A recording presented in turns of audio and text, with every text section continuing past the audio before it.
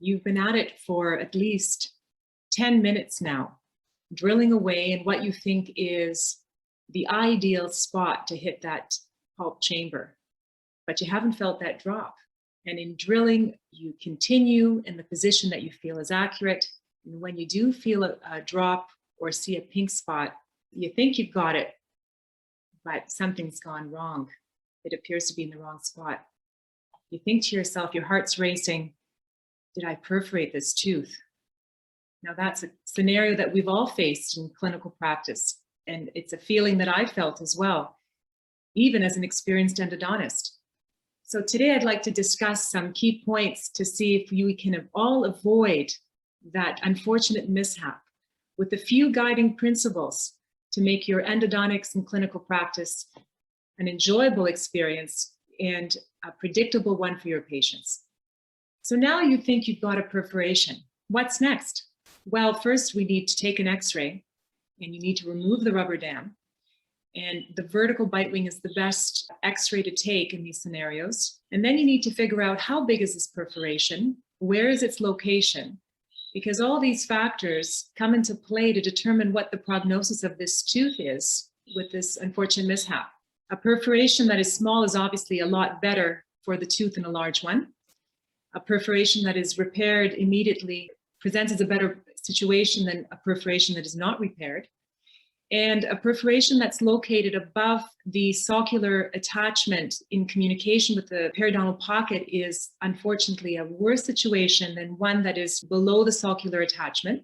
So all these factors need to come into play where we basically diagnose the perforation's location, size, and of course, how to rectify the problem. So let's talk about the steps that we need to take to avoid perforating teeth during access. First tip or trick that I have is to take your time with access preparation. Don't feel rushed, even though a patient may be in pain and it's an emergency visit and this patient has come on top of your regular schedule. You may feel the urge to quickly address it.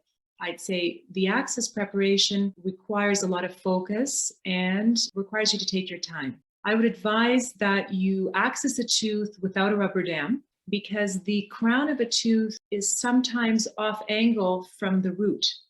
If you follow the crown's angulation, you may end up perforating because the root is skewed under the gum or in the bone. Use your periodontal probe. Probe around the tooth and try to get a feel of the root angulation under the gum. Have a feel of the CEJ that encircles the tooth, because in fact, it's not the occlusal table that you use to guide you through the occlusal access preparation. It's in fact the CEJ. The center of the pulp chamber is centered around the CEJ and is at an equidistant position around the CEJ. So when you focus your preparation and your burr angulation, that is your aim. The second pointer is to have a look at your preoperative x-rays. Again, I would advise a vertical bitewing as an important tool to determine the angulation of your root relative to your crown, and try to pick up on certain complications ahead of time. Does your patient have a limited mouth opening that would compromise or affect the angulation of your burr as you bring it into position to make your access preparation? Oftentimes we miscalculate how palatally positioned our upper anteriors are, creating a labial perforation around the CEJ or just below on your upper centrals or laterals, such as the example on the scan on the bottom right. The other thing is, how far do we go to get ourselves into the center of the pulp chamber? Well, Dr. Deutsch published an article in 2004, it was a series of articles where he discussed using a surgical round number 4 burr or number 2 burr to access teeth, because the distance of the center of the pulp chamber to the tips of bifurcated bicuspids and molars was measured to be consistently about 7 millimeters. So the ceiling of the pulp chamber to the cusp tips is about 6.5, and the center of the pulp chamber measures to about 7. So that basically translates to the tip of a number 4 or a number 2 round burr to where the shaft becomes parallel from the cylindrical portion.